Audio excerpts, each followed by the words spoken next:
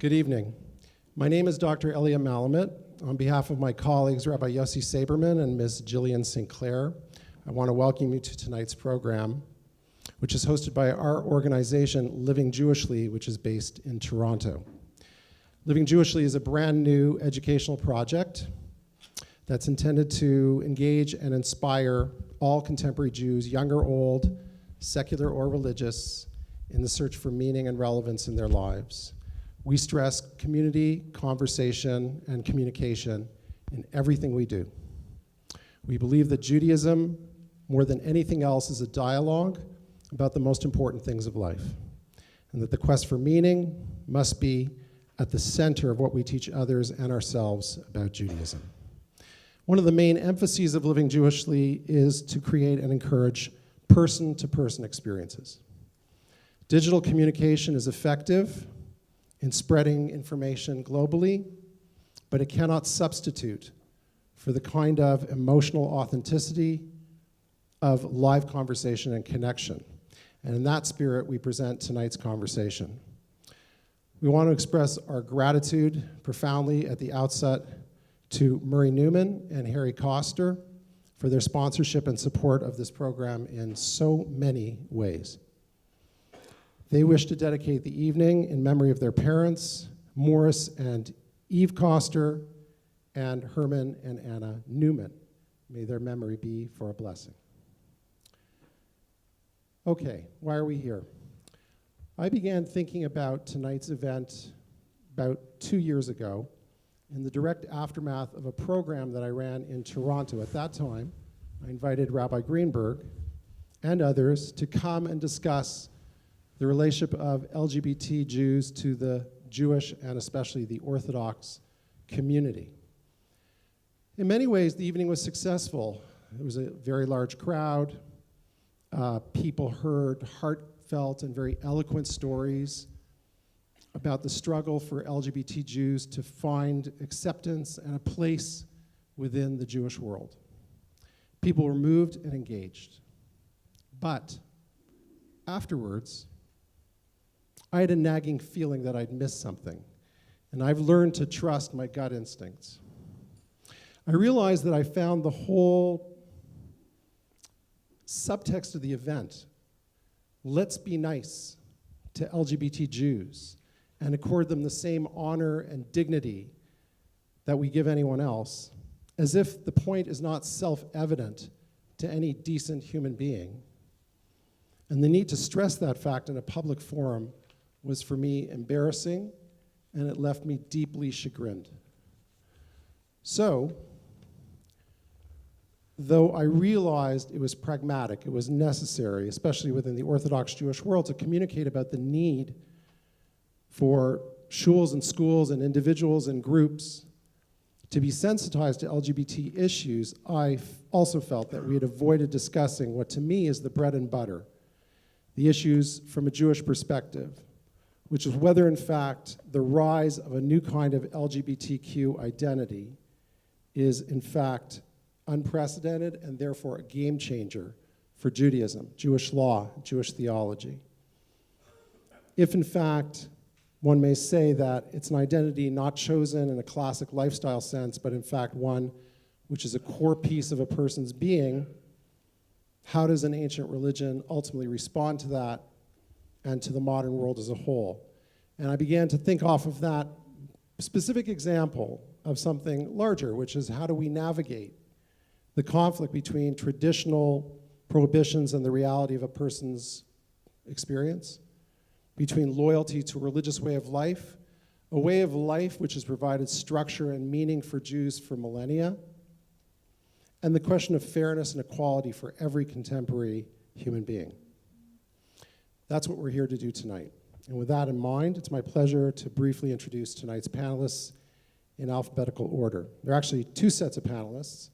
Up here on the platform, Rabbi Steve Greenberg is the founding director of Eshel, a support, education, and advocacy organization for LGBT Orthodox Jews and their families. And he's the author of Wrestling with God and Men, Homosexuality in the Jewish Tradition. Rabbi Yoni Rosensweig is a community rabbi of the Netzik Menashe community in Beit Shemesh, and the author of several books. He also teaches halacha, gemara, and machshava at Midreshet Lindenbaum. Dr. Tamar Ross is Professor Emerita of the Department of Jewish Philosophy at Bar-Ilan University and continues to teach in various Beit Midrash and academic settings. She is the author of Expanding the Palace of Torah. And Reb Shlomo Vilk is the Rosh HaYeshiva of Yeshivat Machanayim, which is in Efrat, and the Rav of Kilat Yael here in Jerusalem. We have a respondents panel to my left, made of members of the local LGBT community, Mia Elliott, Ben Katz, and Micha Yehudi. Please welcome all of our panelists. Of course, our appreciation and thanks go out to Machon Hartman for hosting this program, and my personal thanks to my student, Andrew Braverman, who's in the driver's seat, queuing up videos. Hit it. I like how you call homosexuality an abomination. I don't say homosexuality is an abomination, Mr. President. The Bible does. Yes, it does. Leviticus. 18:22. Chapter and verse. I wanted to ask you a couple of questions while I had you here. I'm interested in selling my youngest daughter into slavery as sanctioned in Exodus 21:7. She's a Georgetown sophomore, speaks fluent Italian, always cleared the table when it was her turn. What would a good price for her be? While thinking about that, can I ask another? My chief of staff, Leo McGarry, insists on working on the Sabbath. Exodus 35:2 clearly says he should be put to death. Am I morally obligated to kill him myself, or is it okay to call the police? Here's one that's really important, because we've got a lot of sports fans in this town. Touching the skin of a dead pig makes one unclean, Leviticus 11:7. If they promise to wear gloves, can the Washington Redskins still play football? Can Notre Dame? Can West Point? Does the whole town really have to be together to stone my brother John for planting different crops side by side? Can I burn my mother in a small family gathering for wearing garments made from two different threads? Think about those questions, would you? That's the deal. Leviticus 18:22, chapter and verse, right? So let's begin with that elephant in the room, which seems to be talking about male-gay intercourse. And the verse obviously says nothing about orientation, about feelings, about emotional connections, but it is unequivocally opposed, it would seem, to a certain kind of sexual act.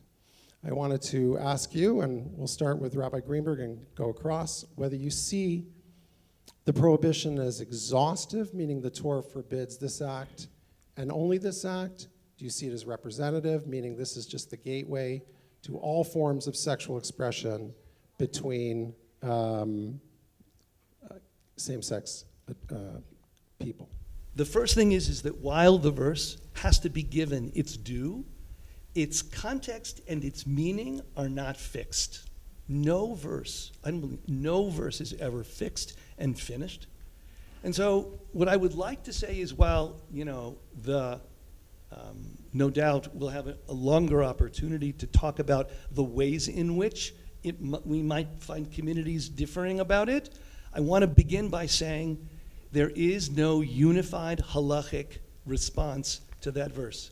And claiming that there is, I believe, is actually a denial of the facts. According to Rav Moshe, homosexuals are mumar lahachis. There's no such thing as same-sex desire. It's rebellion against God.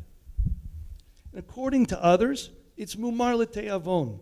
That would be Baruch Efrati, Yaakov Ariel, Yaakov Meidan, Aaron Feldman. It's not demonic destruction of civilization. It's an Isur Torah that's serious, but just a regular Isur Torah like Chilul Shabbat. Then there's Rabbi Riskin and Benny Lau and Nathan Cardoza and Norman Lamb who say, no, actually, it's an expression of a person who's under duress and therefore is not fully culpable for his or her behavior.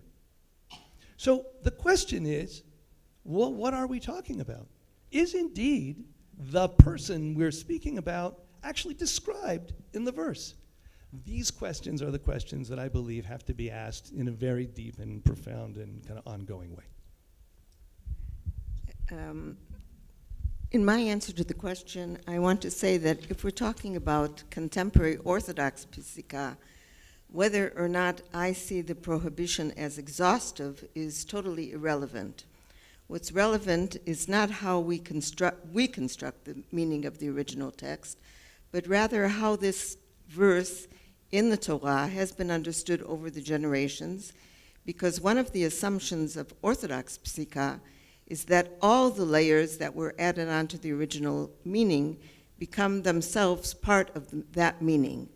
This means that even if I could prove historically that the original prohibition referred only to one particular act, which is a highly speculative endeavor, or only to occasional exploitive relations or to the particular context of cultic pagan practices, it's not this type of argument that will sanitize homosexual relations in the broader sense today. In order to pass muster, I can't even compare my stance today to that of Chazal in their time. The question has to be reframed into classical halachic language, so that rather than asking what did the Torah really intend in this prohibition, and whether it refers only to a certain kind of sexual act or to all forms of same-sex sexual intimacy, beyond mishkav zachar as defined in the Torah formulation, what we really need to ask is how did previous poskim see this, and did their vision offer any loopholes? In this sense, it's far more promising to rely on a dispute between the Ramban and the Rambam regarding whether broader halachic constraints in same-sex relations are rabbinic or from the Torah. This distinction is important, not merely because it could reduce the severity of other forms of same-sex intimacy, but because if the broader prohibitions are only rabbinic in nature, conventional halachic procedure offers the hypothetical possibility of revoking them on the strength of overarching metaphysical principles. One such principle that has been suggested is kvod habriot.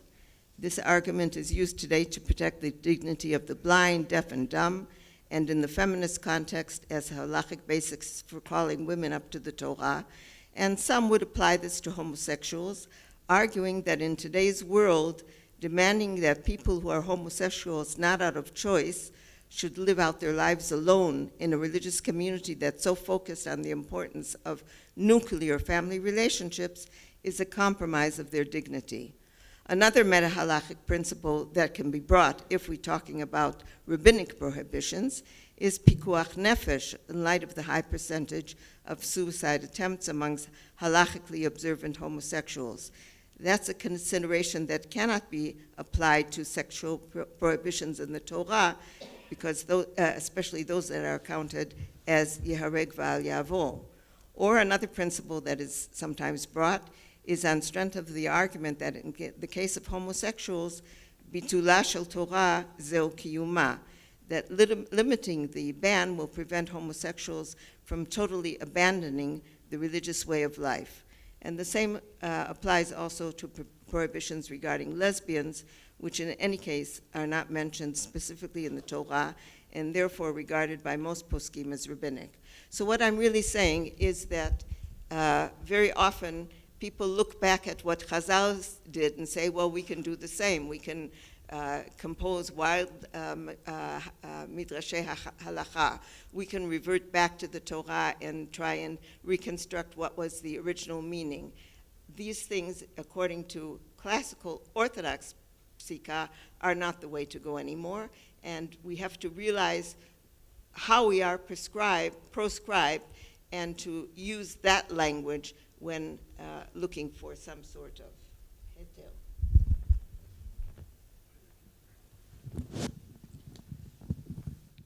Hi, good evening. First, I just want you to know that my English is perfect, and my accent is also. I was just asked to speak in my Israeli accent, so someone here will be Hebrew speaker also. To show maybe that also Israelis can share this discussion. Well, Rav Greenberg and Professor Ross said that, or used the way of commentary. And this is basically the bread and butter of Judaism. If you learn the Talmud, if you read any Jewish source, it's all about how to understand the written language. And in a way, I think Judaism is trying, or Jewish culture and halakha is trying not to focus on what the world is saying, but what's behind it. And when we understand what's behind it, and what's the spirit of the world, of the law, we take this as ukimta, like we say this pasuk was talking about something, and actually reality is something else. So we put the words in the context, and then we discuss what exactly the nature of what we see in front of us is. Does it fit to the nature of the pasuk or not? But I want to talk about something else that I think is even before everything we speak about, before talking about commentary. And this is what will motivate the commentary. What will bring Rav or Posek to say that something, to put something in a context and say that reality is different now and the pasuk doesn't speak about our reality. And this is, according to my understanding, is V'asita hayashar ve'atov. It means that in most cases, people will say that there's a goal to the Torah in general. And this is to make the world a better place. In two ways. First of all, that people will be better, and people will live better lives. People will be good and have good life. This is the goal of the Torah. And by worshiping God and obeying the commands of the Torah, this is what will bring us to the best way of life. And in a sense, whenever there was a halachic process, and the poskim were trying to put a pasuk, any law, in a context where they saw that reality actually brings something good. That what we see in front of us is something that it's worthwhile to take the pasuk and put it in a way that will include what we see in front of us. Because I think this is what Rav Kook's main goal is, to find ways to see, first of all, before we use any commentary, before we even approach the Torah, we see reality, as Chachmei HaMusar in the 19th century, the 20th century said, first of all, to see whether it's good or not, whether it's moral or not. And then when we decide that, according to the majority and as the poskim will see it, the one who comes to you and asks for the halakha to contain him. So the posek will always ask, is it good or not? Is this process, this phenomena, whatever it is, do I want it within the borders of halakha?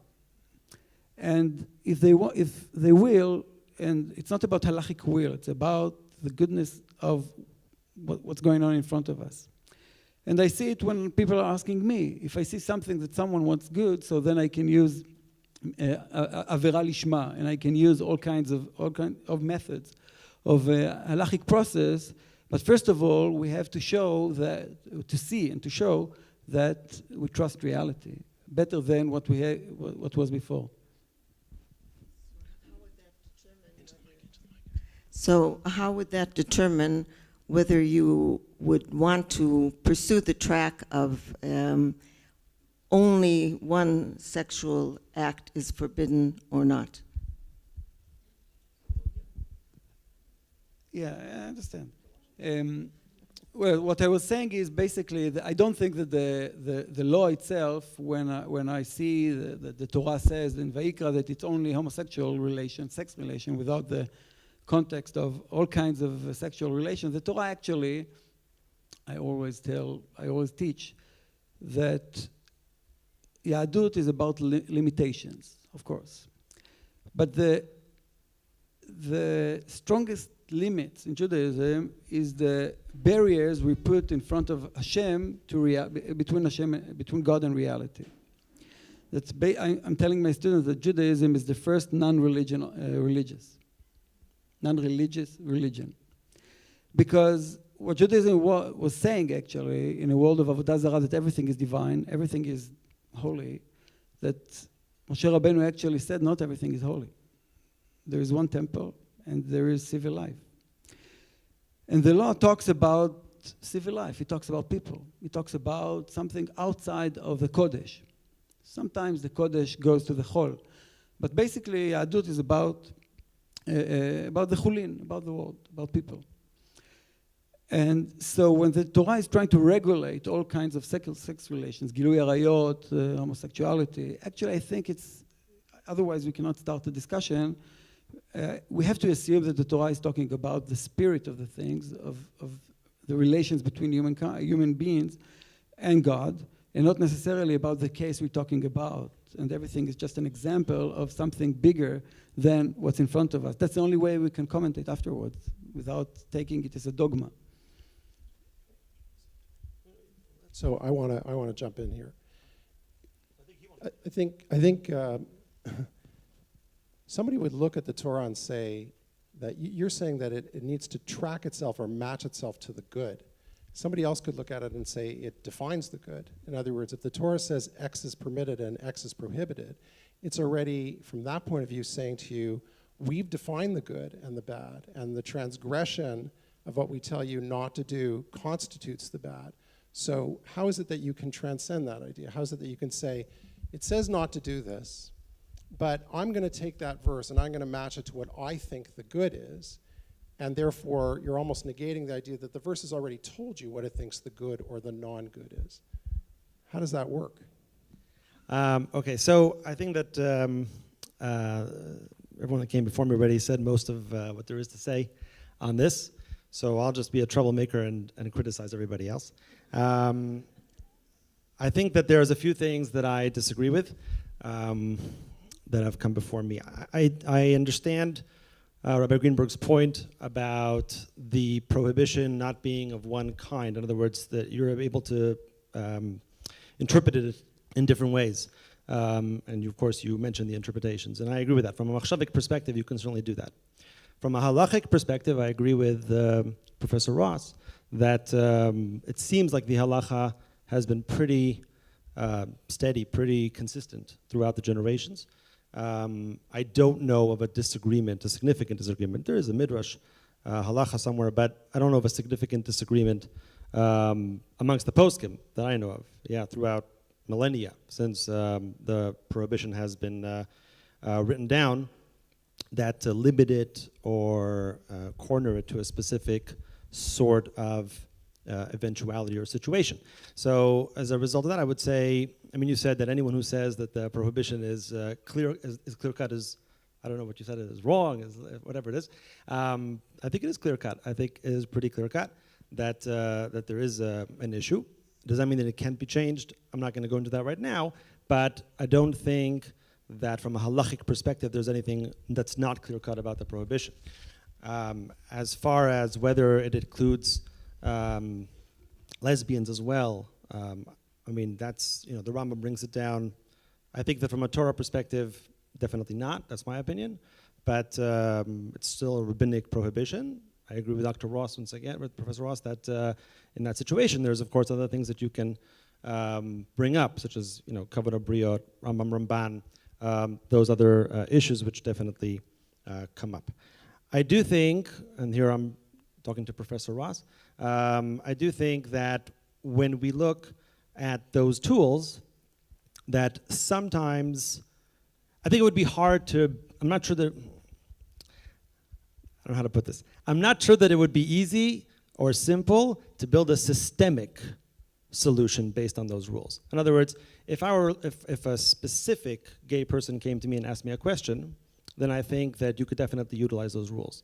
But to build a systemic system on those rules, to say that because of kavod habriot or because of Ramban, et cetera, that now the halacha will from now on be so and so and so, rather than to respond to a specific individual and say you're having trouble, et cetera, you know, therefore I will apply such and such, which I have done in the past. Certainly, but very often, when you build things up case by case, if the context in society is such, they gain a momentum, and then suddenly you realize, something has changed. This is the most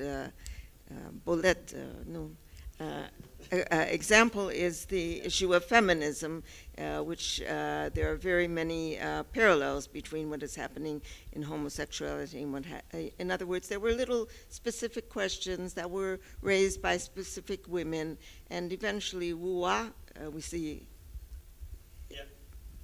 I had, just as an example, I had a couple come to me. The husband was religious and the wife was not religious. They just got married, or they were getting married. I was actually at their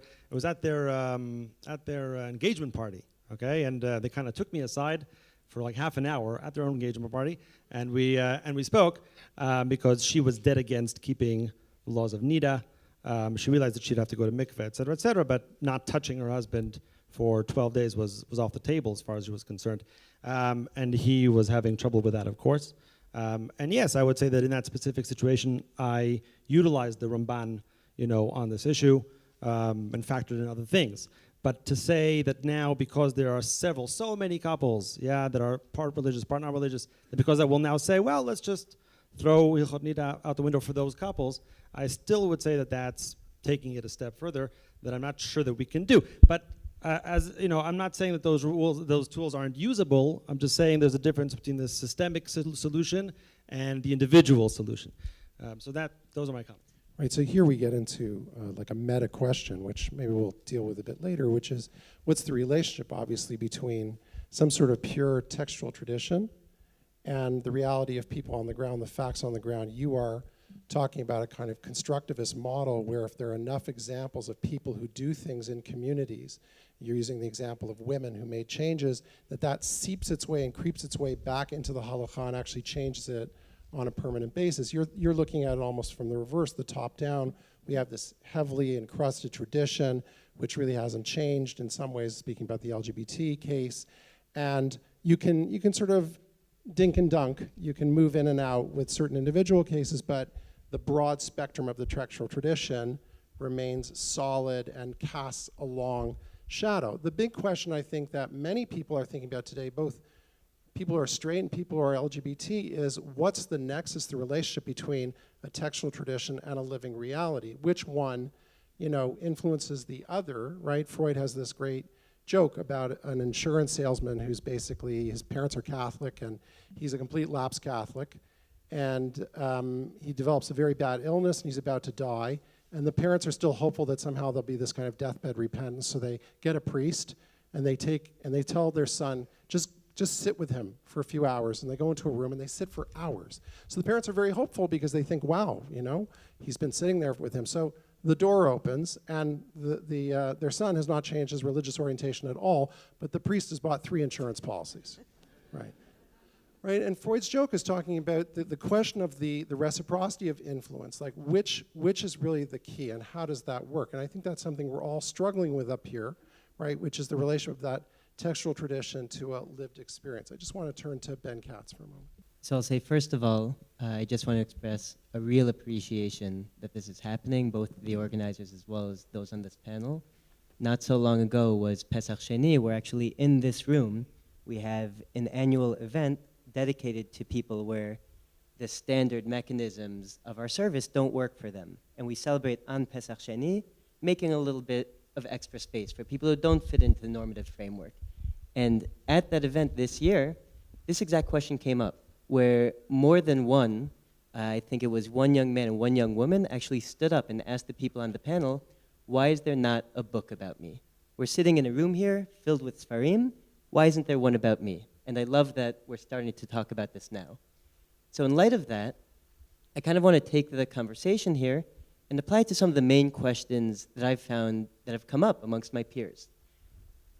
When we talk about that pasuk, does that say something about how allowed or not allowed the inclination itself is? Is it mutar or asur to be gay?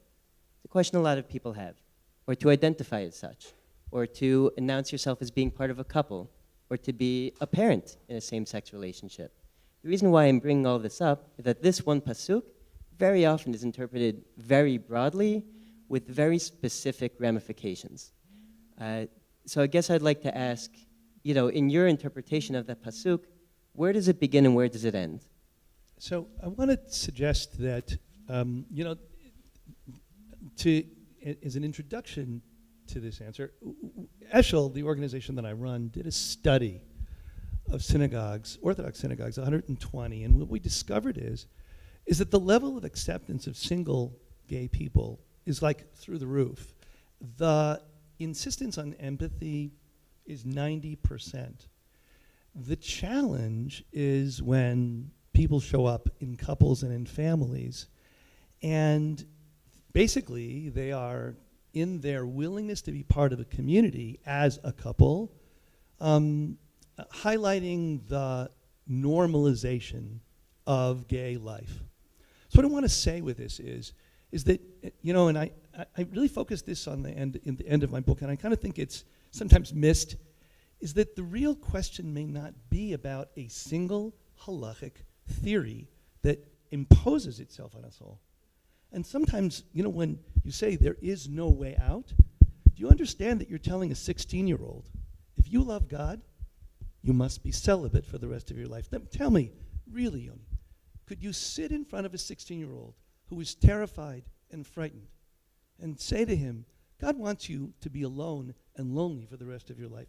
And so if you're not willing to say that, I'm not so sure you believe it. And so the deep question is it possible to say, I don't know how the halacha can manage your identity, and I come with humility, and I basically say, you know what? You do what you can to keep mitzvot, and I'm going to think of you as under duress of a psychological issue that you can't overcome, or I'll find some excuse that will not free you from Isur, but you don't have to agree with me. You can believe that the verse isn't about you. You've fallen in love with someone. You can think the verse is about someone who expands sexual voraciousness, first to married people and then to men and then to animals. That's not you. You just want a human love and intimacy. Therefore, you decide, and maybe you have, someone who's kind of echoing you in the Jewish community. You read that verse, God loves you as you are, and you decide to stay frum because of that. Will you let me hold my religious life in a different key than yours? Will I go to your shul knowing you think of me as a nechei nefesh? You think of me as I'm kind of psychologically impaired? Here's my solution. I believe that solutions emerge when for different rationales we agree on a policy. The policy is gay people, trans people, we belong in Orthodox communities. Let's all agree to that. And if we do, then we will come up with rationales from ourselves, from our rabbis, from others, that allow us to feel that the halacha does not close us out. And we won't impose it on you, as long as you decide that you're going to have deep respect for an identity that you do not bear. And therefore, imo anochi v'tzara, I can't go with you, but your argument before HaKadosh Baruch Hu, I support. See, I don't know if I think that's cogent formulation. What you're saying is that if you can't say it in front of the person who's in crisis, then maybe it's not true. There's all sorts of things that we can't say to people because of a sensitivity of the moment that still may be true. If somebody, if somebody gets in a car and drives drunk and dies, right, a husband and his kids are in the car and they all die. Well, I'm not going to go to his wife and say, he shouldn't have been drinking. Right? It's still true. It's an absolute fact that he shouldn't have been drinking, and if he hadn't been drinking, he wouldn't have gotten in the car, and they wouldn't have died. But I'm surely not going to say that to them. Why do I have to make a linkage between truth and what I would say to people? Because you're dealing with the life imagination of a very vulnerable person, and they will carry what God feels and what the Torah feels about them for the rest of their lives. That's a very different thing than being sensitive to something probably that the person who you're speaking to knows and doesn't, and it's painful to hear. That's different. This is allowing the halacha to cause tragedy. And that's actually different. And so I think, look, I'm going to share this. Rabbi J.J. Schachter, 15 years ago, listened to a Wexner group, and they asked him this question. And his answer in front of the group was, I used to know the answer. said, here's what it says in Shulchan Aruch, here's what it says in the Torah. And to be honest, in the presence of human beings who were living in front of me, I said, I don't know, join my shul. You aren't necessarily, are you still looking for ways? To change? Yeah. No, You aren't. because I don't think it's possible. I can't have sex with women. It's just inappropriate. It's like you having sex with men. I can't do it. It's just not in me. Unfortunately, you have to go through the heartache of being in this position, having these feelings, and coming to grips with what God has to say about it. To have sexual relationships with another man is something that's a prohibition. I don't blame you for wanting to have acceptance of something that's so much a part of your life and such an emotional part of your being. Do I live my life alone with no partner, with no loving relationship? Is according to this halacha, is that the right way that I'm supposed to lead my life? Well, I've been taught that we're not given anything that we can't have control over. It may not be easy sometimes. You're talking about sublimating my homosexual feelings to have sex with a woman? So how about I would tell you in the same vein, can't you sublimate your feelings for women and channel them into developing relationships with men? I sublimate my feelings for women every day. Yeah, but you channel them with your wife. You have that with your wife. What you're telling me is to put in the plug or lock the door and throw away the key. What am I going to be, 95 years old and saying Tehillim and eating dates and doing somersaults and doing rubber bands and holding my breath and studying Gemara till I can't, what? Must I live a celibate halachic existence by myself with friends? Is that my lot? That clip, of course, which comes from Trembling for God, segues directly to what Rabbi Greenberg was talking about before, right? Which is the question of God and the whole moral dilemma behind this issue, right? We have evidence that's mounting that at least there seems to be, for certain select individuals, a minority inherent predisposition regarding their sexual orientations. And if it's not a choice, then what we've been talking about here is how can God legislate against, LGBTQ sexual experiences? And if our sexual identities are a core piece of what we are, and undoubtedly that's true, can the Torah really expect, that's what this gentleman was talking about on the screen, can they really expect us to be celibate, which seems an extremely difficult project for a lifetime? So what does halacha actually expect from gay Jews? Many LGBTQ people that I've spoken to who have some residual connection to religion will say that Judaism got God wrong, right? They don't want to think that God's the problem. They want to think that the tradition is the problem and that the religion reflects an ancient mindset. And the reverse of that is what you'll hear, like the rabbi up on the screen, will say things like God doesn't give people challenges that they can't overcome, or there's 612 other mitzvot to carry out, or everyone has a test in life, and even very difficult tests, etc. So I want to ask the panel, what do you think when you hear this? What do you think in terms of both sides of the equation? Go.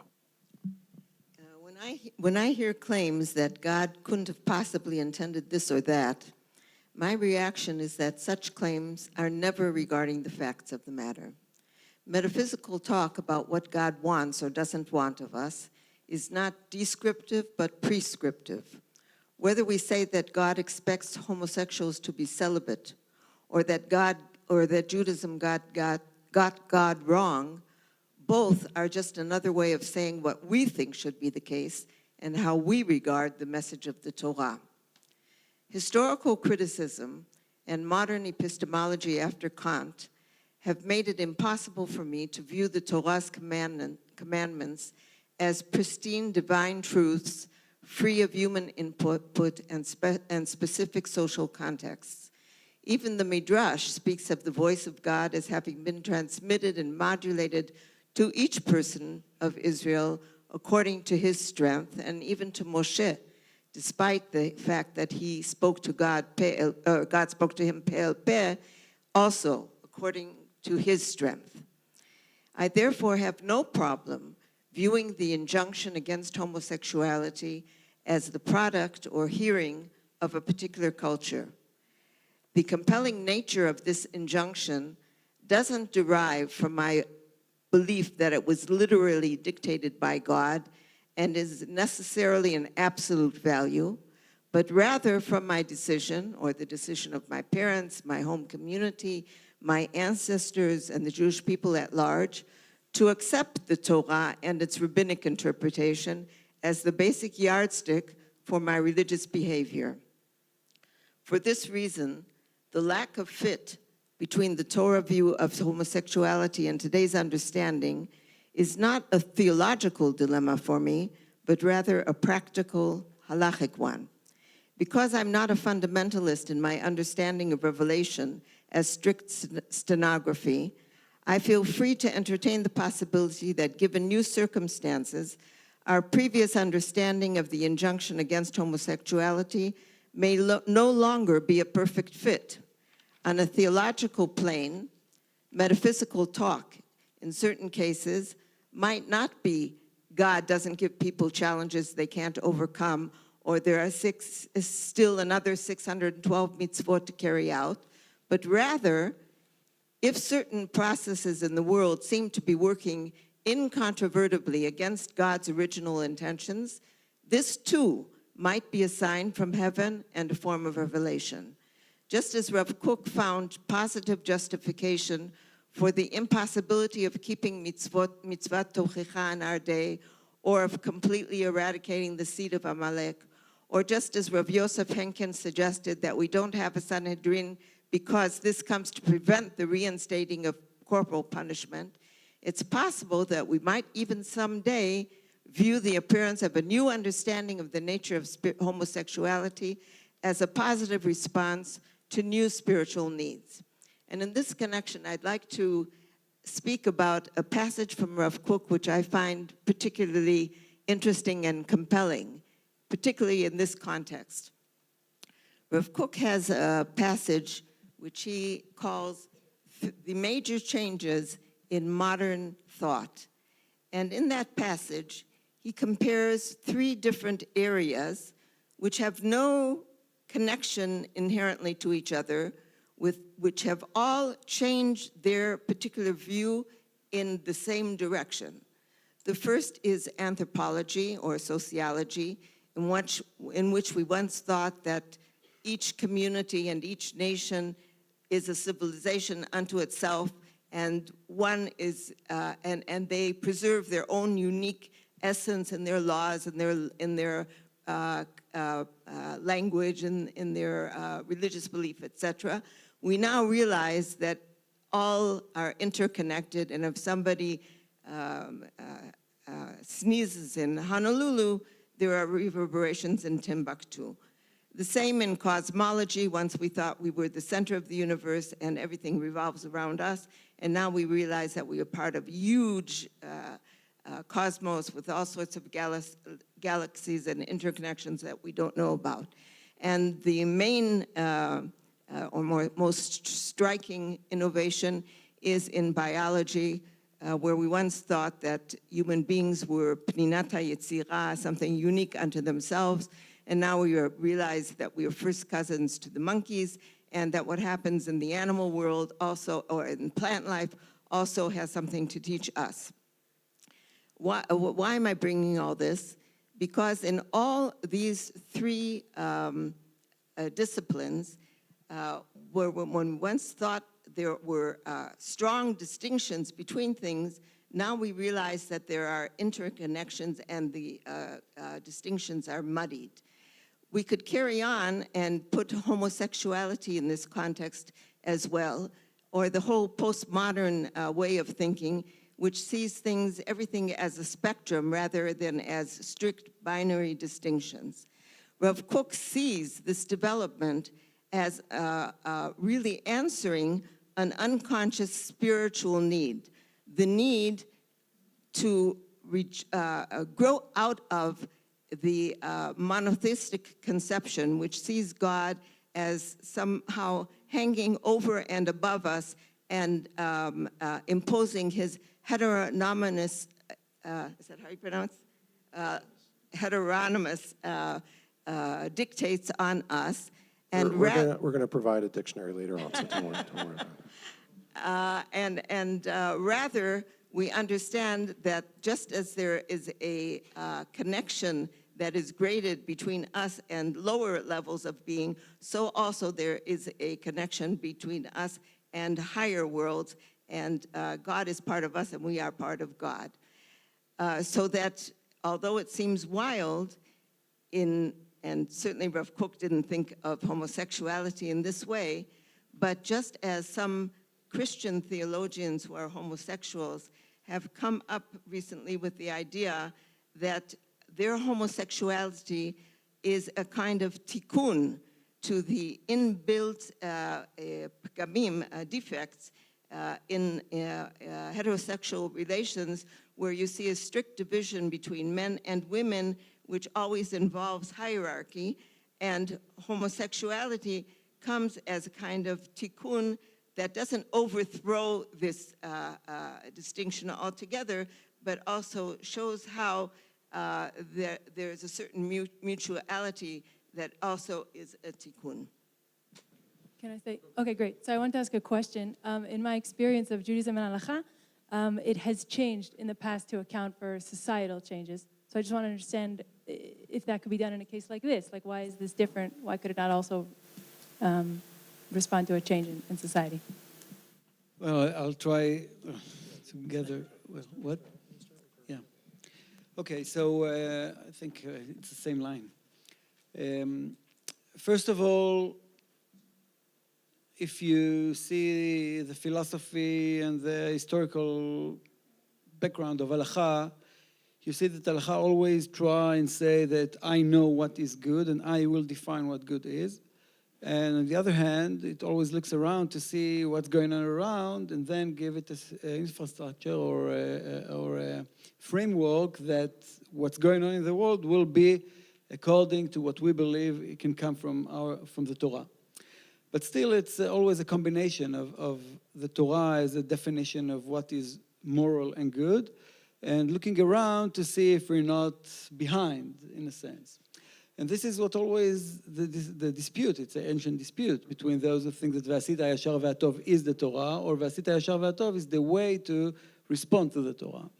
And I think it's not just a dispute, it's a process of once you see the Torah as something that is what is good. And I believe that most of the people, at least I think that the Torah will give me a better and proper life. And still, I look around and see what's going on around me. And there are many examples. It's no need to prove it. Like the fact that Professor Ross can sit here and talk, it wasn't even in people's imagination. I don't know, my wife, when she went to medical school 30 years ago, she thought that nobody from will marry her. I'm not sure I'm from, but still, it was not obvious, and only 30 years ago. And today, like my daughter-in-law, it's very easy to be part of the world. So obviously, there was a huge process, and it happened. And I think even about homosexuality, I think in 10 years, there is a huge process. You can't say that there isn't. And the halacha is doing the same. There is a process, there's an argument, there is a conversation about how to commentate, how to understand the pasuk. And in a sense, what Ben asked before about the inclination. For Chazal, it's a new term, not the word term inclination, but the understanding of what inclination is. Because for Chazal, there was a sex inclination, and you have to direct it into the right place. But there wasn't an inclination about which kind. It was obvious that inclination should be this direction because this is the norma, and everything else is social. Because when in Chazal time, where they were understanding the Torah and explaining it, Plato or other philosophers said that the proper inclination is towards men and not women. Homosexuality was the right way. And they were fighting it because they were arguing about family. And today, because of the medicine, because of the technology, and because of many things, homosexuals can have also a family. And it changes the concept of what, is it an evil inclination or is it a good inclination? But the idea that to be attracted to a man is an inclination for itself and not a social act, it's something modern. So then the Torah doesn't talk about it because people were not able to understand even what an inclination towards men or women is, because many were homosexuals, what we call today homosexuals. So it was just about how to direct your inclination. Today we know that there is no way, there is a specific inclination that cannot be directed otherwise to a different place, which is what we call the norm, the norma. So then your question actually is the way to give commentary to the pasuk and say, well, let's put it in a proper way and then we can discuss it, and not saying that it's the whole inclination, but just a specific inclination. Maybe when you're attracted to women and you go and become homosexual, this is maybe can be interpreted into something that if I think that the inclination is good, so go on it. But if it's not, and it's abomination where you don't follow your inclination, then it's abomination. We can use all kinds of methods in order to understand what the pasuk really means because of this question, also between other questions. Now, the problem is, and I go back because in a sense, the modern era gave titles to many inclinations. Like I wrote like homosexuals, lesbians, open marriage, polyamora, transgender, the age of consent. I read today that there is a new term now, child-free families. Okay, there's a new stream. Like some people want to have families or not. Child-free families. It's a new term now. I mean, at least for me, it's new. And the most hated term for me is making love. It's awful. So now, when we take the whole spectrum of titles today, for some of them I reject. I feel horrible that we deal with it. I'm against polyamora, and I'm against open marriage, and I want to judge reality and say there are things which are wrong and right, and people don't have to listen, but this is my point of view. And in a sense where everything is in the same basket, we can't separate good from bad. We can't separate and say, listen, this sexual behavior is good, this sexual behavior is bad, and to change because someone will attack you whatever you talk about. So in a sense, the ability to talk specifically about homosexuality and not about sex in general will, at least for me, it gives me the freedom to talk about it separately from all the others and say, okay, let's talk about it and see whether it's acceptable or not, and whether the halacha can accept it or not, and I think it is. We can accept it, but it doesn't mean that all other kinds of sexual inclinations in our days will be accepted. And now about what Rabbi Greenberg said, one final thing, okay?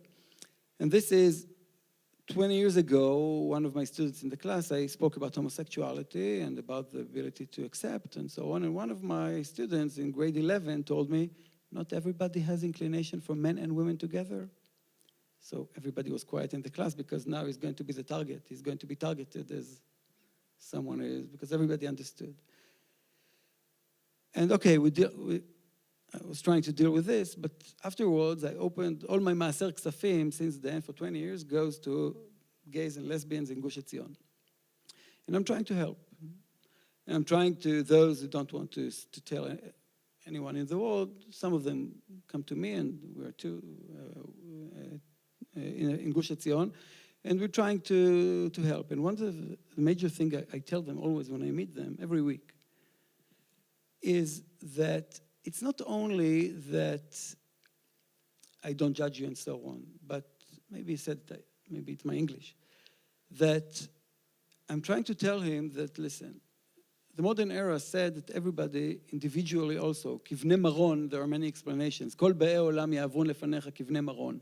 One is like soldiers and one is individually. And the modern era brought up the individual. In a sense, when you stand up in front of God, when time comes, it will be up to you to explain yourself. And we know that the prophets many times said, well, what I said in the Torah, I didn't mean what I said, I meant something else. Okay? I never asked you to give sacrifice, to bring sacrifices. I asked to כי לא ציוויתי את אבותיכם ביום הוציאו אותם מארץ מצרים על דברי עולה וזהב. I never asked for sacrifices. Yeshaya and Yirmiyahu are saying it. And the Rambam says, yeah, it was the same day I didn't, but the other days I did. It's, there are all kinds of explanation, but we understand that when you'll come after 120, and you'll stand in front of God, He will judge you based on what you are. And if you have a good excuse and good explanations, He will accept you, don't worry. And in a sense, I want him to feel that even in what I call a sin, he can stand in front of God and be loved because of what he is and not for the other things. And the rest, okay, we will manage with it. But without giving it permission. But say you're standing in front of God, you don't need permit from me. And saying that if you have a good excuse and you explain yourself and this is how He created you, I'm sure that God is much better than most of the rabbis. But isn't that sort of sliding out of it, right? Because people don't live in heaven. They live on earth, and they live on earth for a long time. And they want acceptance on earth, or they want to know what the law is right here on earth, right? And you've said this before too, and frankly, it's always kind of rubbed me the wrong way there also, right? So we'll all stand in heaven and talk to God, but our life is here. 10, 20, 30, 40, 60 years. People want love, they want acceptance, they want to know. People are not immune to the approval of others, to the way society views them, to the attempt to belong to a community. So if you tell people, yeah, you know it's forbidden. Actually, you're a sinner. But you know what? God may not think of you that way. So when you get up to heaven, you can explain yourself. I personally would not find that very comforting, right, if I was placed in that position. So, you know, it's all very nice that we're telling them what a lovely time they're going to have in Shemayim, but they live here. And what you seem to be saying is that, well, you know, they're individuals and things change, and we have a new modern discourse, but isn't Judaism eventually, you know, it's not like sort of pregnant. It's asur, it's mutar, it is, it isn't, you'll be seen this way, you won't be seen this way. So I can give them all sorts of, you know, chizuk and say, the law says you're a sinner, but I love you, and that may or may not work for that person. So my partner and I belong to Young Israel in Brookline. And we are totally integrated into the shul in all kinds of ways, and yet we are not allowed to be members because we have to be single members. We have a daughter. We don't want to join as single members. So we pay our dues as a family and are not members of the shul and are challenging the shul to actually come up with a way to engage this question. And I think the rabbi is going to consider the category of household. So the question you're asking is, why would I suffer the indignity of living in an Orthodox community when by the, you know, if the rabbi can find a way, he'll call us not a family, but a household. And the answer is that I am aware of the process of change in a community I love. And so my calculus is that I am staying in order to ensure that the community pays attention to this issue and comes up with better solutions. If I leave, and by the way, I never encourage people who feel that the community is abusing them to stay. Leave then. But if you are willing to stay, then you have the chance of basically allowing from the bottom up relationships to begin to change the realities of communities, and ultimately, I think, even the halachic process, which is what you were suggesting. I think that any rabbi who is not sensitive to LGBTs in his community is not able to listen to them, to hear them, to be there for them in a non-judgmental way, is not worthy of being called a rabbi. I think that any person who doesn't have the sensitivity and the sensibility to really listen to an individual who is in pain, who is in trouble, who has real issues, and can only spout the verse in Vayikra, is lacking significantly in sensitivity and in emotional growth, really, and that person should quit immediately his position and not be there, because it's not relevant for you to be like that. Absolutely not. And the truth is, and maybe this is not sufficient, in some people's eyes, I don't have an answer for that individual. That's true. I don't have an answer. If that person said, "You want me to be celibate for the rest of my life?" I don't know what I would say to that person, because supposedly that is what I'm saying. And I could say that I'm hurting, inside for him, but I think some people would see that as empty words. Like you say that you're morally bothered, that's all very nice, but what are you going to do about it? Like, if you're not going to do anything about it, then you're obviously not really morally bothered. And I can understand that perspective, that people would say, to me, I disagree with it. I don't think that that's necessarily true. I can be morally bothered by something.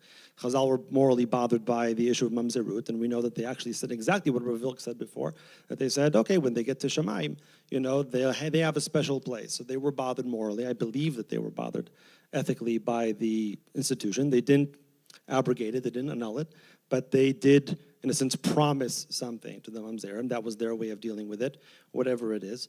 But either way, the point is that I understand what people think, what people say when they say, okay, well, if you really care, then you'll do something, et cetera, et cetera. The thing that I will do, the thing that I would do, the thing that I think people should do, okay, when it comes to LGBTs in their community is to really be there for them and to work with them. In other words, to accompany them through a process. And I don't think, and I am at a very significant disadvantage here because of my age. So all the people here individually have more experience than I do with all of this, without a doubt. So I am definitely at a loss. But from the experience that I've had, not all LGBTs are the same. I mean, just this afternoon before this panel, someone sent me an email telling me that, I heard you're on the panel, et cetera, et cetera, et cetera. You should be strong. Don't let the liberals push you that side. And he says, he's a homosexual. Whereas he was a homosexual, and he was telling me, it's not like that. People give all kinds of misinformation about homosexuality, and I'm telling you, it's not true, this and that. He sent me things from Bar Ilan University, all kinds of things that were done and published, and this and that, et cetera. I mean, I don't think that, and of course there are people on the other side of the spectrum. Not everyone is the same, that's all I'm saying. And if I encountered someone, I don't think that there's a one-size-fits-all solution. I think that I should be there for that individual. I should walk him through the process. I should listen to him. I should be very non-judgmental. I should see what's right for that person, for that individual. And I should try and accommodate the specific needs that he has within the halacha that I can give him. But, and this is the last thing that I'll say, and I promise. But I always say, when people come to me, my feeling is that when they come to me for a shaila, they're not looking for Yoni Rosensweig to give them an answer. They're looking for Yoni Rosensweig to tell them what he thinks God is saying, or the Torah is saying, or the halacha is saying, whatever. I don't think I am such a dominant presence, but they do want me to be the medium, the vessel, through which Hashem's word is given. And I can't be false, in that sense. I may want to tell them one thing or another, but if I see what I see, then that is what I have to mediate to them at the end of the day, and I can't mediate something that I don't see. So even though I want to help them and I want to say X or Y or Z, I can't do that, because then that would be Yoni Rosensweig speaking. And they don't care what Yoni Rosensweig says, I don't think. They care what Yoni Rosensweig is mediating in the way that he's mediating, with his sechel, with his mind, with his heart, with everything that he's giving over. And that's what they want to hear at the end of the day, and I can't be false to that mission that I have. Can I just ask you one question? Well, our experience is that when we interview pulpit rabbis, they're very hesitant to say 3 words. I don't know. When we interview educators, they are very easy with I don't know. Because I don't know is like, it's the bread and butter of teachers. So what's wrong with a halachic process? Doesn't take 5 minutes or 5 years sometimes. Can you imagine, is Zionism permissible? And there were people who said it's an isur muchan. People said it's a mitzvah gluya. Can't there be a generation that we say, I don't know? And I can show you the texts, but you're in front of me. So the best answer is the answer that J.J. Schachter gave before. It's like, imo anochi v'tzara. I can show you what it says, but sitting here, looking at you, and being responsible for your future, I don't know. let's build a Jewish life that works for you together. Can that be halachic advice? Sorry, so where does this all go then, right? Question after question, I don't know. Should I keep Shabbat? I find it very restricting. Should I marry a non-Jew? Lovely, wonderful person. I could just say, I don't know. I could say, no, you shouldn't because Judaism doesn't like that, but I say back to you, but I've got this magical connection with this person. I've never met a Jewish person that I really loved, and I love her, and we're going to live this moral, decent life together, and we're going to build a holy household. Should I sit there and say, I don't know? Should a woman who comes to her husband and says, you know what, I find menstruation to be an archaic, ancient blood taboo. I really don't like the idea of being separated from my husband 12 days a month and really think about my sex life in any kind of spontaneous way, because you're just regimenting for me that 40% of the month at set times is off. Am I allowed to basically overcome this ancient blood taboo and, have sex with my husband during that time period because we're connected at that time and I can't just like on a dime feel connected after I go to the mikveh? Should I say, I don't know? So the reason we're here is because you know the difference between those questions and this one, and we all do. That no one is committing suicide because of those questions. Moreover, people are making choices and they're making thoughtful choices and they need guidance and you need to know. So I actually think it's very different. This issue is an issue that strikes to the heart of selfhood. When a rabbi says to a 16-year-old, God wants you to be celibate for the rest of your life, you are dealing with an entirely other kind of question.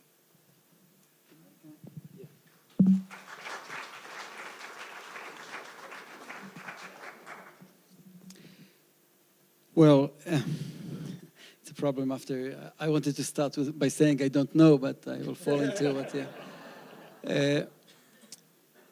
I think that there isn't a difference.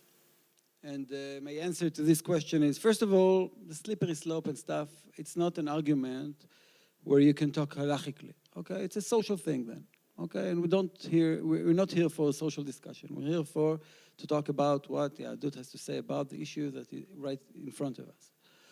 So the slippery slope is a question. I agree that not always. But still, to your question, Elliott, I will say that enachinami. If we ask questions about this, people are asking questions about also the 12 days of separation. And I'm the Rav of Chuppah. I'm doing Chuppah v'Kiddushin to my students twice a week. For 3 weeks now, I'm free. Baruch Hashem. But 2 nights a week, it's, my wife is. But still, they all ask me about it, and it's very hard for them. And people are arguing about it. And I'm not saying, listen, you have to, and we discuss it. I don't know what will happen in 100 years or what will happen in 20 years. But right now, it's a very, very hot issue. And people are finding it very hard. In our yeshiva, in the kollel, with students who are learning to become rabbis, in our yeshiva, half of the women are asking me, I can't deal with it. And I'm thinking, how can we dealt with it? And it was never a question for me. And for my kids, married kids, and for my students, it's a question. Because the world is more physical, because people are see sex as something more important, maybe because they see everything around them. I don't know why, but they have questions about it.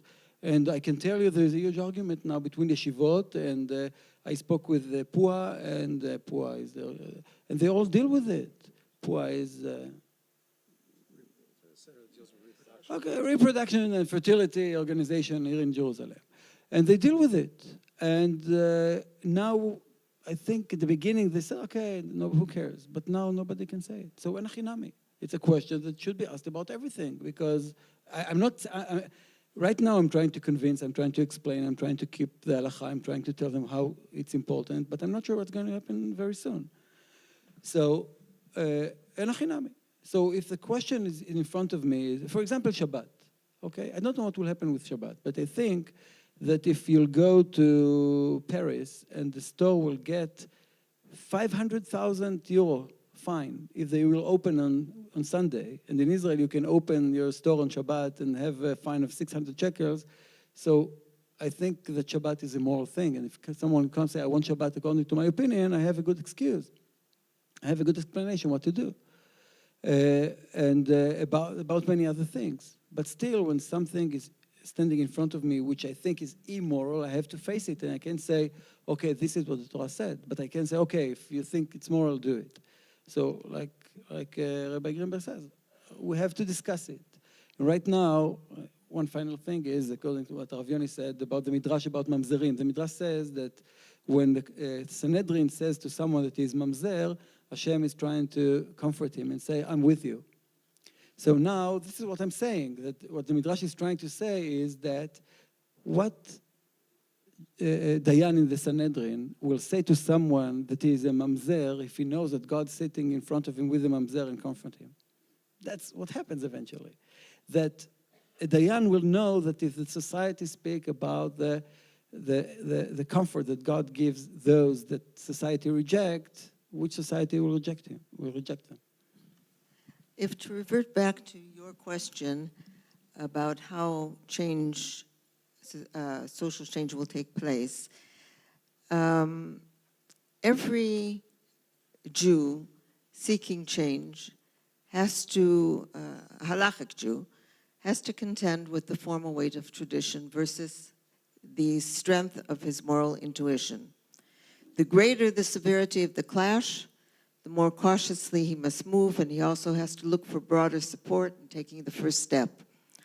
On a rhetorical level, halachic acceptance of homosexual identities will never be presented as a change or a first time, but rather as a new application of the ancient rule. What will make that argument convincing, rather than a confusing lack of boundaries or an unacceptable signal of disorder, is the extent to which the new interpretation grants coherence to a real-life situation. So what I want to say is the insistence of homosexuals to remain in the halachic community while simultaneously holding onto their homosexual identity creates a need for inventing new halachic categories, considerations, and distinctions, and these modify the perimeters of the discussion. When poskim are called upon to address questions such as, should I make a homosexual stand on the men's side of the mechitza at the time for laying tefillin, despite the fact that this group exposure of forearms arouses him sexually? Is he allowed to sleep in a male dorm despite the prohibition of yichud, relying on the Talmudic assumption that Jews were not suspected of mishkav zachar? The recent discoveries regarding the scope of the problem bear implications for the yeshiva community, whose educational system is based on the formation of intimate single-sex societies. What do we do there?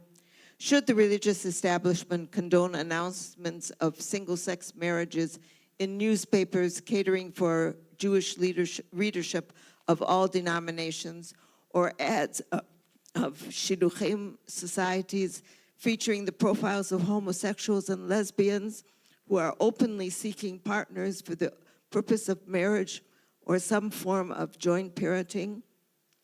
May an Orthodox synagogue sponsor a kiddush celebrating the birth of a baby who is the product of such an alliance? Is an educational institution whose general policy is to accept only children of Torah-observant families justified in rejecting children born of such a union when their parents are otherwise halachically committed? All these are real-life questions that have been presented by homosexuals who insist upon staying in the community. These are not simply questions of convenience, but these are issues that tear at people's guts. And so long as homosexuals say, we are not walking off the sidewalk, we are not going to disappear, these questions are what eventually force addressing the issues in a more comprehensive way. I know there have been other women. No. I am not blind. All your late nights, the out-of-town conferences. I am the provost of a major university. Yes, you're a very important man who has not laid a hand on his wife in 6 years. There are no other women, Margaret. So here we get into the issue of authenticity. She doesn't know that she's married to a gay man, and she interprets the fact that he is not sleeping with her as a sign that he's having an adulterous affair with women. And this obviously gets to the modern value of being authentic, right? One of the core issues of any human being is the idea of living a life that's true to self. This is a relatively modern idea. We don't have time to rehearse it, but it goes back to Jean-Jacques Rousseau and moves its way forward. This is something specifically modern, what Rousseau called the sentiment d'existence, the feeling that there's my life, and my life isn't duplicatable by anybody else. And it seems to me that the question here that comes up in all of this conversation is what happens when your inner moral and emotional compass, your sense of who you are in order to be real, is ostensibly opposed by the Torah. On the other hand, what's the price paid for such autonomy? What do we do with LGBT people who want to live an authentic life and are told that maybe you can do that, but you have to do it privately, or you can't tell anybody about it, or if you do it, it's really not a manifestation of what the Torah wants from you? In other words, we've all been sort of dancing around the question. I was very struck when you spoke about somebody comes to you and you're with them and you're empathic with them and you listen to them, and I think that's great. The question comes, what happens when you now are on the edge of the precipice? They want to know, okay, so what do I do? So you can say to them ad infinitum, just, talk to me and I'll listen to you. But like, how long can a person do that, right? I don't go to people, right? I don't go to anybody and say, this is my way of living and I need you to authenticate it. I don't think I've ever done that in my life. So the question is, when you get to that end point, where now? I've always said, as half a joke, it's only half, I'm sure, that the reason I became a rabbi is because I didn't want someone else telling me how to live my life. So I think there's a lot of truth in that. I don't really completely understand how people ask rabbis questions in the first place and leave such important issues, spiritual issues, in the hands of someone else and let them kind of like make decisions for them. I find that generally like a very strange concept, which is why I have tried in my own rabbinic style to say a lot of times, contrary to what Rabbi Greenberg may think, to say I don't know. Do you have Facebook, Rabbi Greenberg? Because if you don't exist today.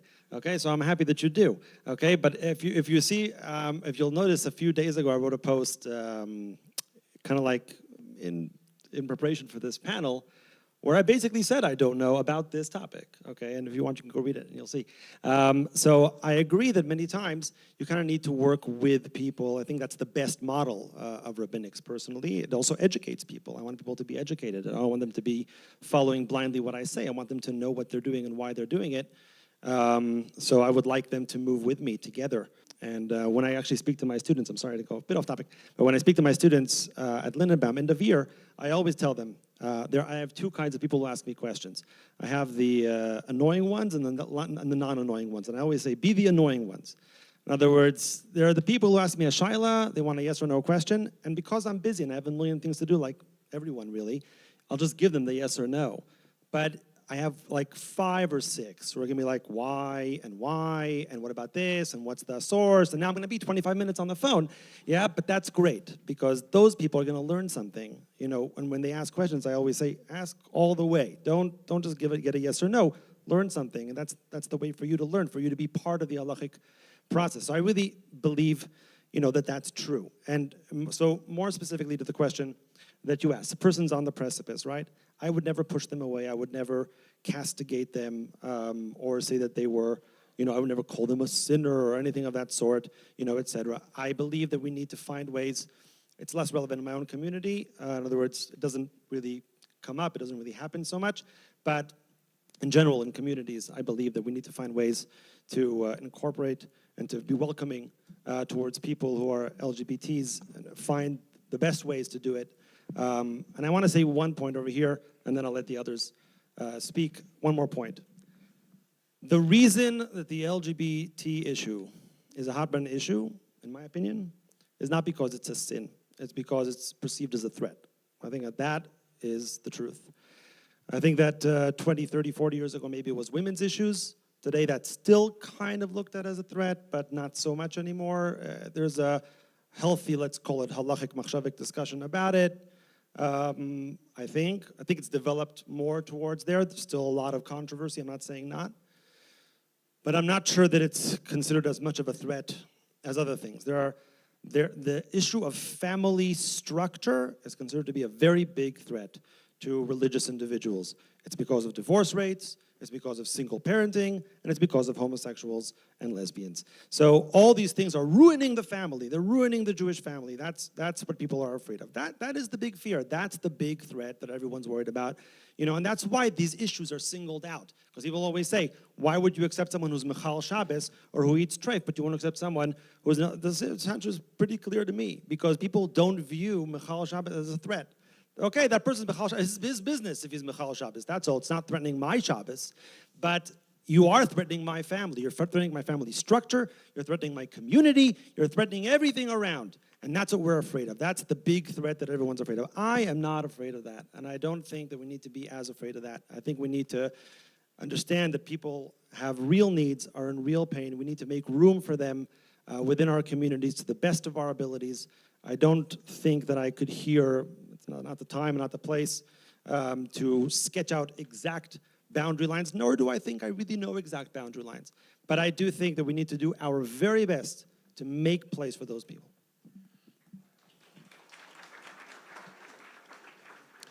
I've been listening to you all evening, and this thought is rising in my mind. It almost sounds like you're all saying it's going to change, but it's going to change kind of like by accident, sort of on the side, in the corners.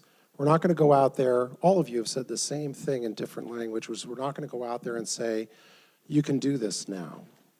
Instead, what you're sketching out is a religion that sort of inches its way forward here and there, and kind of stuff happens, and there's more people asking the same sorts of questions, and then post facto we kind of make the change and we rationalize it that we haven't really changed anything. Is that really how it works? Is that how Judaism works? We don't actually go out and say we changed it. We don't take ownership for it. We don't account for it. We just sort of hope kind of it happens, and then it's there now. And now we're past it, right? Is that what we're saying? Is that what a religious tradition is really supposed to be? Where we all kind of like do this like sort of noble lie, and we close our eyes, and now we wake up 70 years later, and now, oh, it's different now. It was always like that. Really? Rav Kook was mentioned before, and I want to kind of read. First of all, I think it's a very important question, and Rav Kook addressed it directly. So this is a famous Arpele Torah. I'm sure you're familiar with it. לפעמים יש צורך בהעברת דברי תורה, ואין בדור מי שיוכל להראות את הדרך בעניין על ידי התפרצות.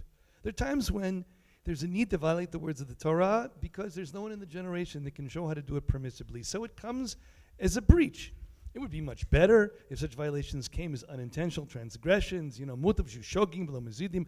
However, only when a prophetic spirit rests upon the people is it possible to fix such things with legal decrees by the sages. So then the matter is addressed legitimately. That's great.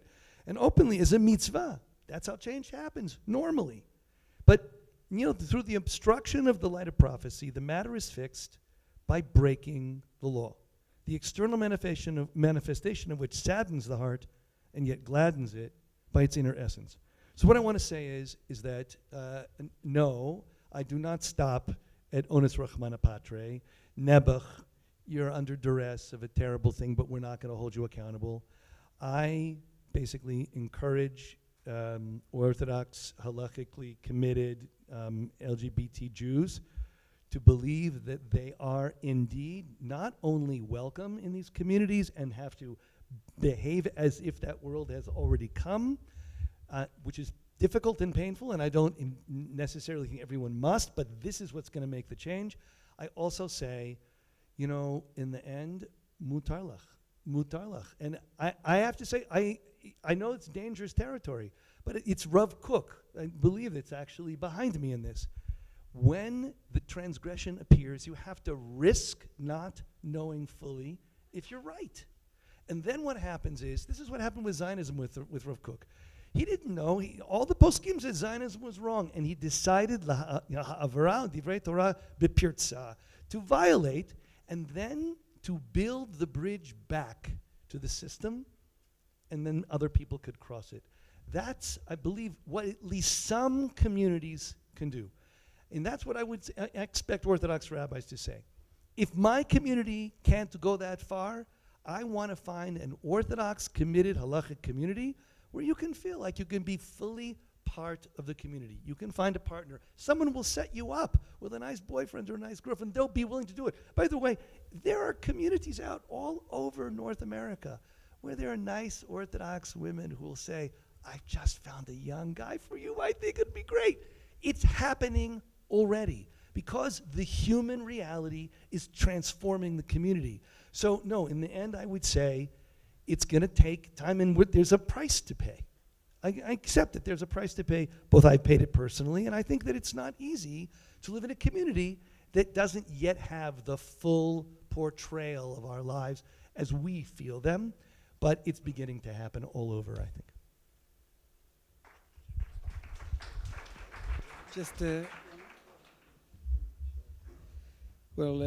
I think the change, the real, the flip will happen when enough kids from same-sex families will get into yeshivot tichoniyot.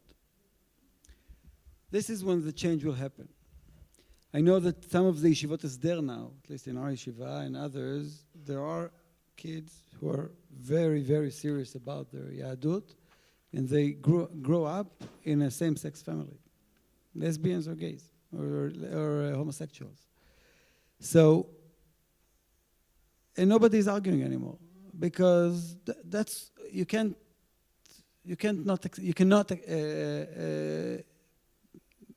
deny the fact. And they talk about it, and when they'll come to the erev or parents' night, and they come together. So now they ask them not to come together in some of the yeshivot. Okay, just please one will come. And like Rabbi Greenberg says, usually they respect it because they understand that in your face is not the right way to do it. And it's been done very gently because everybody knows. But still, let's make it in a very gentle way, and eventually this is what will make the change because everybody will face the fact that those families can raise proper kids with proper education, in most cases better than many others. And in a sense, I think it makes a great difference right now even, and the numbers are going to grow up. And if the numbers will grow up, I think things will change. So I need to lay out, with respect to this discussion, two different points. First of all, I'm already saying this from a perspective of someone whose professional specialty is already in this area. You could watch the video to hear me go through my whole CV afterwards. But I think something which should be emphasized and appreciated is the immediate reaction of empathy is an important one, which isn't always agreed upon by everybody. As teachers, as parents, what we're hearing up here, if the initial reaction is, I love you, God loves you, are you okay? That is the correct reaction to have before we get into the halacha. And the fact that that's what we're hearing here up on the stage does need to be emphasized as the correct initial step educationally. When we get up into the question halachically, which is the concept of the night, the reason why we're hearing a lot of the conversation here being descriptive of what's happening as opposed to prescriptive in terms of what should happen is because these are the facts on the ground. I could tell you from my personal situation that when I was in high school, I was in a class on building relationships and building a Jewish home. And I was told that someday when I start dating and I find a wonderful girl who will make a wonderful wife, I need to remember that there will be a physical manifestation of that. But in addition to the physical expression, I need to remember that it's also about building a home. It's also about being faithful to each other. It's also about making it your version of what is holy. And I remember that when I came out to my rabbi, his first reaction to me was to talk about the physical questions and the physical halacha. And I came to him, and all I wanted to talk about was building a Jewish home and commitment and love. And I think the fact that we're here and we're trying to talk about that, even in the midst of a halachic conversation, is important and only a result of the fact that this conversation has been happening long enough with people from our community. I think the reason why this is already happening at such an advanced stage, where, as was said, we have same-sex parents who are already sending their kids to school, let alone getting married, is because we in our community do a great job raising our kids. They grow up, our lesbian and bisexual girls, our gay and bisexual boys, they grow up and they want to have a family. They want to marry and they want to have kids, for the most part. There are exceptions, of course, and those people should also be happy. But the fact is that the majority of people want to act exactly the way that they were raised. And as was said here, if an immediate halachic answer isn't given to them, they're still going to do it, because we're going to act as we were raised to act. So now the question is, we have these facts on the ground, we have this situation, how are we as a community supposed to react to it? Okay. I want to say that one of the major threats of the homosexual issue is that it really demonstrates a power change that has been happening in the community. And if you imply criticism, Elliott, that poskim are not functioning as social engineers and advancing up front what should be the agenda, but rather waiting for what happens on the ground, I don't think, in general, halakha is very conservative. But the power relations between the tzibur and the posek have changed dramatically in the past decades, and particularly in the issue of homosexuality. We see now how communities are created on the internet, how publicity is created by the homosexuals themselves, how poskim are sort of helpless in the face of these huge changes that are happening beyond their control. And we have to draw some conclusions regarding how halakha is to maintain itself in the future. But certainly one of the factors that we have to take cognizance of is that people today have far more autonomy. There's a democratization of knowledge. There is a power of people to create facts on the ground that they never had before. And so poskim, I believe, really will have to take a much more modest view of their function, more as advisors, more as pastoral leaders, helping people confront choices, but the choices that will be made will be their own. So I think it's a false dream to conceive of some great halachic posek who's going to come up before things have crystallized on the ground and say, this is what you should do. Most poskim who put themselves out in that way lose part of their credibility in the process, and some will have to take the policy that Rabbi Weinberg, for example, took when there was the argument between Rav Uziel and Rav Kook regarding women's suffrage. And he said, why do I have to put my head between these two mountains? Let time decide. And so it did. And I think this is a reality of how halachic procedure will continue to be for the times to come. And I'm going to wrap up here. One of the things that listening to everybody here talk about makes me realize that one conversation doesn't really cover even a bit of it.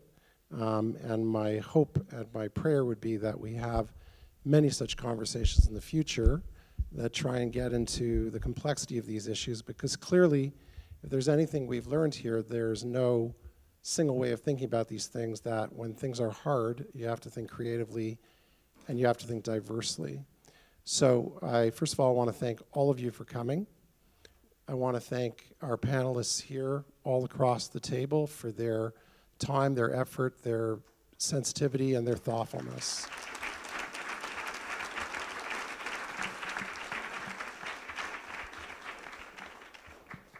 I want to urge you to, if you're interested in these issues, to pursue them, to think about them, to talk with people, and especially to talk to people who you may not agree with, who may hold views that you instinctively do not find compatible, because we really only learn not from the people we agree with, but most often from the people we don't agree with. And I hope that we are all here to reconvene and talk about this and many other matters again. Thank you very, very much.